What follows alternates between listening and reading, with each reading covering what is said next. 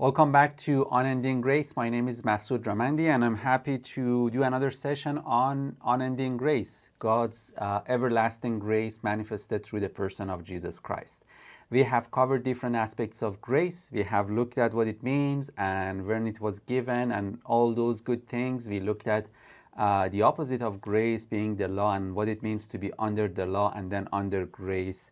But anytime that grace is preached, whether it would be from the very first person that preached it, Jesus Christ himself, or from Paul who got a revelation of grace and began to preach grace, or even anyone else after basically Paul who began to build on that revelation and teach about God's grace, there has always been an objection toward grace that wants to limit grace. And that's because mainly a few verses that are in the scriptures, and there are gray areas around those. One of them is the judgment seat of Christ. This is in 2 Corinthians chapter 5, where actually it indicates that there is going to be a judgment in a place called the judgment seat of Christ, and that's where, according to the good and evil done in the body, it seems to be saying that you would either be rewarded or punished. First, let's look at this and understand if this is really true. Look at chapter 5 of 2 Corinthians, and in verse 10.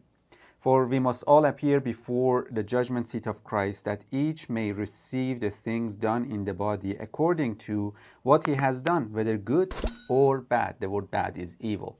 So let me just say this, that just based on looking at this and the first impression that we receive from this verse, if we take what it says, we are no different than those who were under the old covenant. Why? Because the old covenant was based on a law that would set the standard. And according to whether you would obey that law or disobey, or basically abide by the law or violate or transgress that law, you would either be blessed or cursed. So there was always a dual, basically, outcome based on what you do. So if that is what we understand from this verse, there is nothing different. Jesus has done nothing. His death means nothing. His resurrection means nothing. His blood means nothing. And still we are in a sowing and reaping type of covenant. We are still in a place that what you do matters. Not that I'm saying that what you do doesn't matter, but what I'm trying to say is it's different now. Now what you do matters because it brings you, or it helps you to walk in who you are. That's a different story than the old mentality that was do to become, to get. And this is entirely different. But now let's look at what it says and what this means. The word, I'm going to actually switch over to my screen to write something here we can all benefit from. So the word judgment seat that we just looked at, judgment seat. In the Greek, this is the word bema. Okay, it simply means a seat or a step, a place that someone sits. For example, Herod, when he wanted to make a judgment, he would sit on that place. There are multiple usage of this one in the book of Acts when Paul is brought to judgment, or basically constantly being accused. He is being judged before that seat.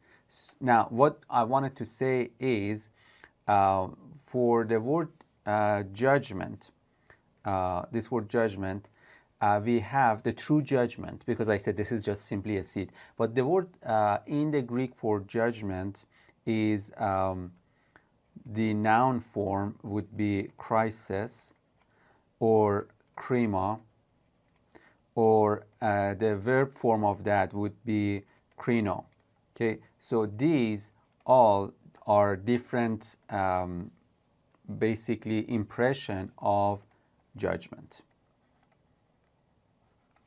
Okay, now this Judgment seat has nothing to do with this. As I said, this is simply a seat where basically the guilty appears and that judgment is done in that place. Now, let's look at what's the context of 2 Corinthians chapter 5. First of all, where we are. Let me just put it here. We are actually talking about, we are in 2 Corinthians 5, and this is in verse 10. Okay, so this is a good good principle to abide by, to actually understand how to interpret or how to understand something, a subject, a topic in the Bible. And that's looking at basically what is the context, what is before and what is after. Or in other words, look at what things have sandwiched this specific verse. Look at what we read before this. Before this story, we have two parts. We have 2 Corinthians chapter 3 and chapter 4. And after this,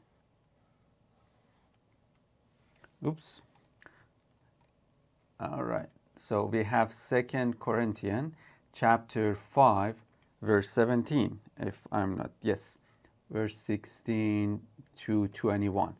Now, let me show you what actually these are talking about. Chapter 3 and 4 are all about Old Covenant versus New Covenant.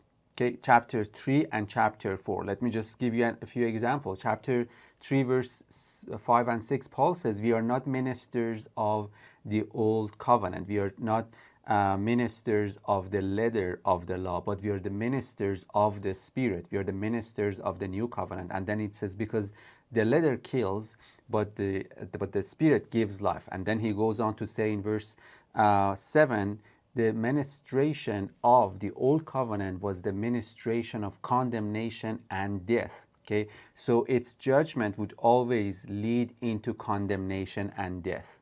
So, but then he comes to say, well, look at what we have now. We have the ministration of the Spirit that gives life. That means the judgment that it brings, it's not to bring death, but it's to bring life. It goes on to say, now we have the Spirit.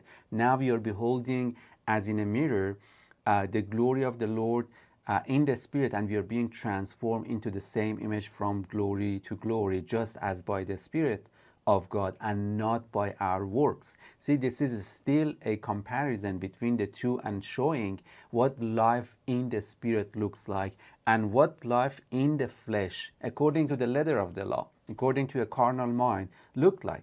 But then he comes in chapter 4 to say, but this gospel is so good, but it's being veiled to some people. 2 Corinthians chapter 4, verse 3 says, even if our gospel is veiled, it's veiled to those who are perishing. So it says that this good news that is so good that we say it and people immediately bring a veil upon it, it's just because, their own heart and their own mind can't grasp the magnitude or the largeness of this grace that has been given to us in Christ Jesus.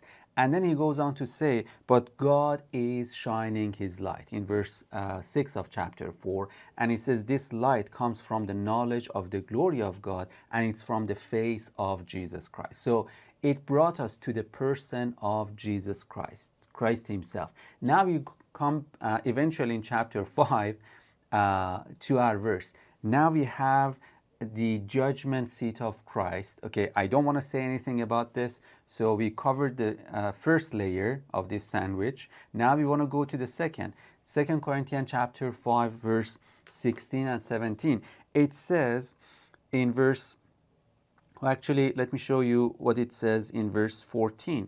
It says, for the love of Christ compels us, because we judge thus. It says it's the love of Christ that is the foundation of our judgment.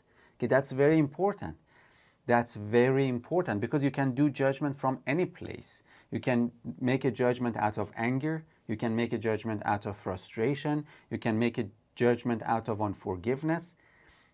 But Paul says, we judge thus, and this is, it says, what proceeds or precedes this, and that is that the love of Christ compels us. It's the love of God, the love of Christ that actuates us, that drives us to judge like this. Okay, now what is that judgment? If one died for all died. Okay, and then he goes on to say, and he died, verse 15, and he died for all, that those who live should no longer live for themselves, but for him who died for them and rose again. What does that mean? Verse 16, from now on, we regard no one according to the flesh. Oh, okay. So it says, now I tell you the truth. The judgment seat upon which you sit, first of all, must be from the love of Christ. And second of all, that love and that place that you're sitting and judging will never judge anyone according to the flesh. What does that mean? It will judge them according to the Spirit. Now, what does that mean? If one died, all died. Okay, what does that mean? That means who you see them to be will create in them the effect of God's judgment. Because God's judgment is out of love. Okay, so it says, now, aren't you the minister of the new covenant? Yes, you are. Didn't Paul say in chapter 3 before this, in the first layer, that the ministration of the Spirit, the new covenant, is the ministration of the Spirit? Yes, he said. Didn't he say the ministration of the Spirit is the ministration of life and not death? Yes, he did. So then, what is this judgment seat of Christ? Well, let me now show you. Let's go back to verse 9, because now I'm going to, not the layer anymore, I'm going to, not to the bread, I'm going to the meat actually, that is between these two layers. Now look at what he says in verse 9. Therefore, we make it our aim, whether present or absent, to be well-pleasing to him, for we must all appear before the judgment seat of Christ. Okay, let's understand what this means. In order to do this, I actually need you to take you to this verse in concordance. So let's go to 2 Corinthians chapter 5 and verse 9.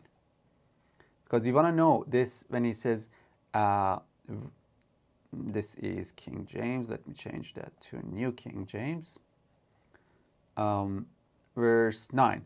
For we make it our aim. What does that mean, we make it our aim? Does that really mean this is our goal? No. Let's look at what it means in the Greek. And to be well-pleasing to him. Again, what does that mean? Well, let's just check every word in this context. Look at what was translated in New King James as we make it our aim, which in King James is being translated as we labor.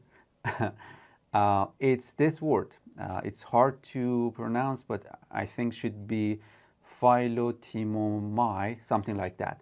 This is a compound word or a combined word. It comes from two Greek words, and we can find it simply if I just click on this word. It will show you that it's from a compound of these two Greek words. Okay, so this was our word, was translated as we make it our aim, and this is the basically the two words that have made this word. Now these two, I'm going to show you what it means. I'm going to open the first one. This is adjective, and it means friend, to be friendly to one, to wish him well, a friend, an associate. So it's about friendship, it's about love. Okay, now let's look at the second one. Okay, timei. This means a valuing by which the price is fixed. I mean, the literal translation would be honor. Okay, the value. I'm going to show you. Actually, if you check here, it says that the King James translates this word 35 times to honor, 8 times into price. So the main, basically, the better translation would be honor. So now let's go back. So we are dealing with two words. One means love or friendship or friend, and the other one means honor. And now let's read the meaning according to concordance itself. It says to be fond of honor. Okay, what word this was? It was the word that was translated, we make it our aim. But this one is different than what the translation says. It says to be, if you want to look at the Greek, it means to be fond of honor, to be actuated by love of honor. To be actuated by love of honor. That's like to be compelled by love, to live from a place of honor and not dishonor. I think everyone who has lived in dishonor can understand what this means. From a place of value. Now let's go one step further and basically see the rest of this verse. So it says, therefore, we are actuated by the love of honor. We are fond of honor, that whether present or absent. Now this word, we may be, here it says we may be well pleasing to him, sounds like saying that we strive, as King James says, to please God. Well, this is different. What actually we are reading is different. It says this word, we may be, let's show what it means. I'm going to close these two. So we may be is actually to be present, to exist. So it's a state of being. Now let me take you back. I put all this together. Don't worry, don't be overwhelmed. So it says that we be present, exist as someone that is the pleasure of the Lord, as someone that has pleased him. Now let me from the beginning go back and translate according to what the Greek would tell us. It says, therefore, we are actuated by the love of this honor that is being bestowed on us, to exist as someone that is well pleasing to God, not to do to become, to exist as someone who has pleased God. Sounds like what Jesus heard before doing anything.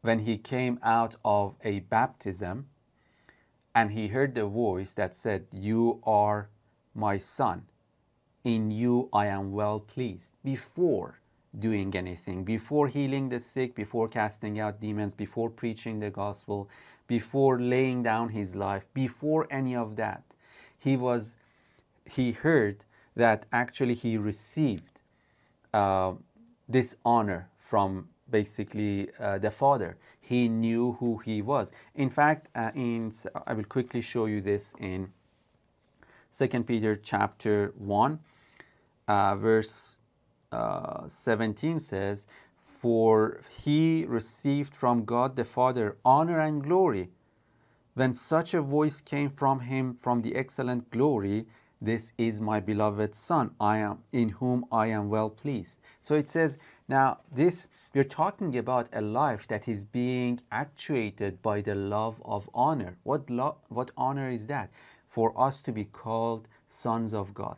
So now that's what brings us to the next verse that says we must all appear before the judgment seat of Christ. That brings us to the judgment seat of Christ. Now, so you get the context. You saw the first layer, the bread below, you saw the bread on the top, and now I'm showing you what is actually the meat in between. And that is that we must all appear before judgment seat of Christ. Now, the word appear seems to be saying that there is one day that there is going to be a seat, a chair, and Jesus is going to be sitting there, and you will go there. And just like movies that we have, maybe he has Peter before him, that Peter says, okay, let me just open the book, because they read that also from Revelation chapter 20, that books were open and they were judged according to the things that were written in the books. So that's the picture that we have. And Peter says, okay, let me see what you have done while you were on earth. This is what you have done, and this is, what you haven't. And then there is judgment seat of Christ, and judgment is made. Either you go to hell or you go to heaven. Well, this can't be farther from the truth. Now, here, what we read is not appearing in future. It's a present reality, and it's not appearing, it's a manifestation. So it says, for we must manifest before the judgment seat of Christ. That means who you are must be before the seat of Christ and not the seat of man. That's the context. I just said that I will show you, because this concept is all over the epistles, especially basically 2 Corinthians and Romans. I will show you actually what Romans says about this. And also in the book of John, this whole thing about judgment according to man and judgment according to God. Paul, for example, before this, here we read in verse 9 that says, therefore we make it our aim, whether present or absent, to be well-pleasing to him. And I showed you actually how it should read, but let's just take this part, well-pleasing to him. It's not, the emphasis is not well-pleasing to him. It's him. It's well-pleasing to him. That's the context. That's in contrast to man, because man has been trying to, or especially, the context of the Old Covenant, they have always tried to be well-pleasing to each other. That means to the religious leaders. That means everything that they did was toward basically pleasing the leaders. That's why even you read in the Gospels by the things that Jesus said. He said, when you do pray, when you do fast, when you do alms, don't do it before men. So what was he saying? Don't put yourself in a place to be judged by men. You can never truly manifest who you are before the judgment seat of men. But before the judgment seat of Christ, you manifest as who you are. What is that? Well, he said, the love of Christ compels me. This is the judgment seat of Christ. The love of Christ compels me that if he died, all are dead, all died. And if someone is died, I'm not going to judge them because they're dead. You can't judge a dead person, but you can judge a living person. And he says, now, the one who is raised from the dead, if we died and we raised with him, then this is the kind of judgment that we are going to have. We ourselves are a new creation, and our judgment is going to be from the place of new creation. New creation doesn't judge like the old creation. Otherwise, what's the point of all these things? If we as Christians who say we are new creations, if we judge the same way that we used to, if our standards is the same thing, if the law that we abide by is the law of the Old Covenant, if our standards are the standards of the Old Covenant, if our mindset is Old Testament, if the letter of the law is what we use to judge, then what's the difference? What kind of newness we have? Nothing. But it says, therefore, let me show you, the judgment seat of Christ in the context is not to say, it's not to emphasize on a truth called one day to be appearing before this judgment seat and be judged by Christ. It says, no, this is in fact to show you this person is different than anybody else that you have ever stood before. You have stood in courts, before judgment seats. You have been judged by people. I'm telling you, this is different. This is called the judgment seat of Christ. This is the same throne that is called in Hebrews chapter 4, verse, I think, 16, the throne of grace, that you can go and receive mercy and grace. So it's not a place of judging you, accusing you, and condemning you. In fact, this is a place of bringing out who you are. How does he do it? It compels you that you died. It doesn't compel you to do. It compels you that you have died. No true transformation can happen in a person unless they see they're not the person they used to be. You can't take a person out of a jail and look at them the same way that you used to judge them and expect them not to do the same old thing. You can't bring a thief out of a jail, rescue them, bring them out, and still look at them with their history and expect them to do something different. But if you bring them out of jail and you give them a new identity and you don't ever look at who they used to be, but according to who they have decided to be, a member of this society, a valued member of this society, someone who loves people and who wants to serve and he doesn't want to actually hurt anyone, then that person will live up to that level. So this is how the judgment seat of Christ works. Now, again, let me show you this in the context of Romans, because as I said, this word bema, judgment seat of Christ, let me show you.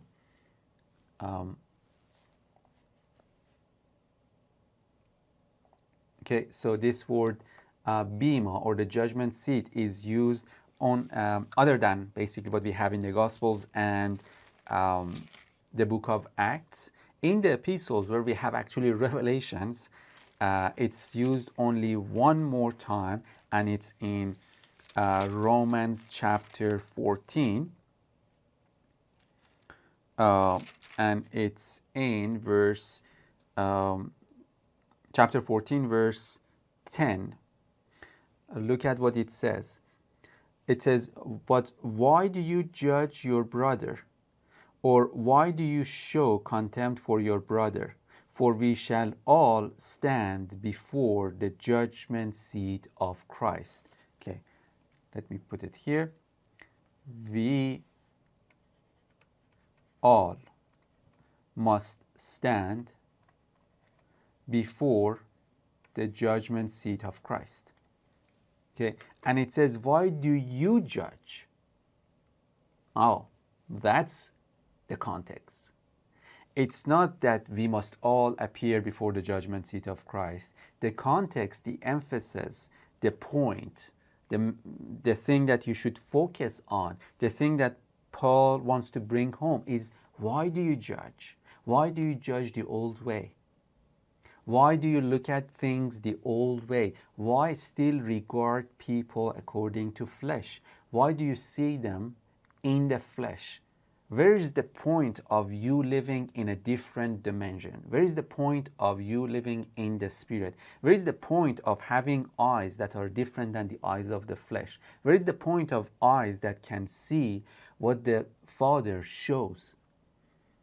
Okay, that's the context. But I mean, I think it's already about 30 minutes gone of this teaching, and I don't want to make this longer, but I'm going to have another session, and in that one I will cover the context of judgment seat in Romans chapter 14, so you can once and for all understand what the judgment seat of Christ is, what it means, and get the revelation of that and live by it every day. I'm sure that it will be a blessing, but as I said, these are because I know these are some objections that always come up after preaching or teaching about grace. You teach grace and people say, so does that mean that people are free to sin?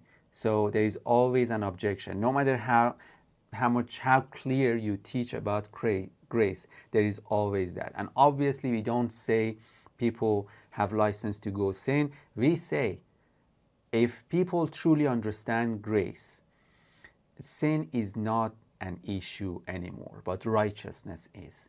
And once you get that honor of righteousness, when you are being actuated by the love of honor, I read that verse for you, when they are being driven by the love of honor, when they see that they exist in a place of honor, not to be well pleasing to God, that they exist in a place of well pleasing, acceptable to God. They are in that seat. Okay, so they're not in the place, in a seat, sitting as the one that is accused. They are actually in a seat that is the seat of honor before Christ Himself. Okay, now this I will cover in details in basically next week, but I hope this was clear enough for what 2 Corinthians chapter 5 says. And obviously we will be covering also what it says, the things done in the body, or even I know that there are verses like that God will render to each one according to their works, because that's clear. It says again, once again, God will render to each one according to their works, isn't it? But what works? That's the question. Because if it was, that comes in Romans chapter 2, and Romans chapter 2 is the one that says no one is justified by the works. Okay, so God can never give someone according to their works based on our basically carnal perception. That must mean something. We have to look at what those works are. Okay, that's the context that we need to look at. But then again, thank you for watching this. I'm sure that this would create more points of discussion for you, and I pray that it would be fruitful and you would be a blessing to each other. So I'll see you next week.